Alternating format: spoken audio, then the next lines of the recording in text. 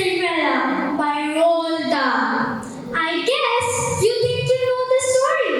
You don't. The real one's much more boring. The phony one, the one you know, was cooked up all years and years ago. Mind you, they got the first bit right. The big and rich in the dead of night. The ugly sister, Jews and all, departed for the palace ball. Well, darling Cinderella was locked up in a slimy cellar, where rats who wanted things to eat began to nibble at her feet.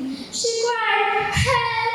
Let me out!" The magic fairy heard her shout. She appeared in a blaze of light and asked, "Dear, are you alright?" "All right," cried Cindy. "Can't you see I feel as rotten as one can be? There's a disco at the palace. The rest are gone and I am jealous.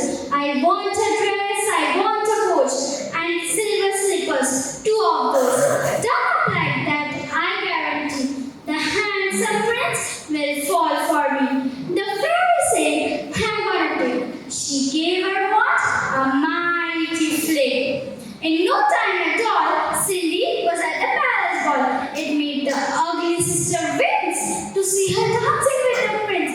The prince himself was turned to pulp. All he could do was gasp and gulp.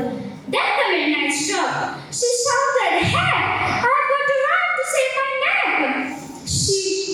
The prince cried, "Oh no, alas, alas!" He grabbed her dress to hold her back. As Cindy shouted, "Let me go!" the dress was ripped from head to toe.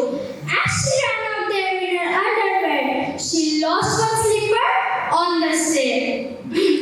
The prince was on it like a dart. He pressed it to his pounding heart. "The girl the slipper fits, tomorrow morn shall be my bride." Then, rather carelessly and fear, he placed it on a crate of beer. At once, one of the ugly sisters, the one whose face was blotched with blisters, grabbed the dainty shoe and flushed it down the loo. Then, in its place, she calmly put the shoe from her own left foot. The next morning, the prince went down to knock all the houses in town. In every house, the tension grew. Who was the owner of the shoe? The shoe was very long and wide. A normal foot got lost inside, and it smelled a wee bit icky. The owner's feet was hot and sticky. Thousands of eager people came to try it on, but all in vain. Then came one of the ugly sisters go.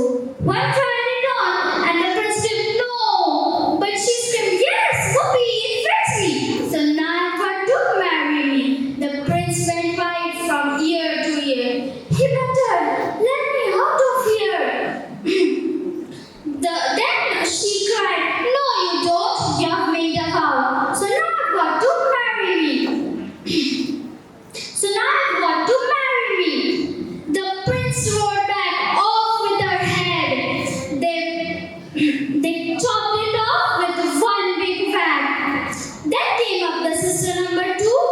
She cried, "Now I will try the shoe." "Try this instead," he yelled back. And then he swung his trusty sword around and smacked. In the kitchen, Cinderella, stealing the skirts, heard the thuds of rolling heads upon the floor. He poked her head around the door. "What's all the racket?" she cried. "Mind your own biz," the prince replied. Her heart was torn to shreds. "My prince," she thought, "how could I marry anyone who chops off heads for fun?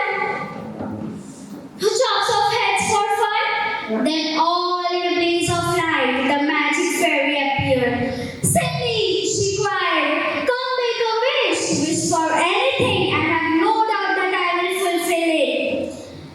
Cindy replied, "Oh, kind fairy, this time I shall be more wary. No more princess, no more money. I've had my taste of honey. I'm wishing for a decent man. They're hard to find. Do you think you can?" Within a minute, Cinderella was married off to a lovely feller. a simple jam maker by trade who sold good homemade marmalades. Their house was filled with smiles and laughter, and they were happy ever after. Thank you.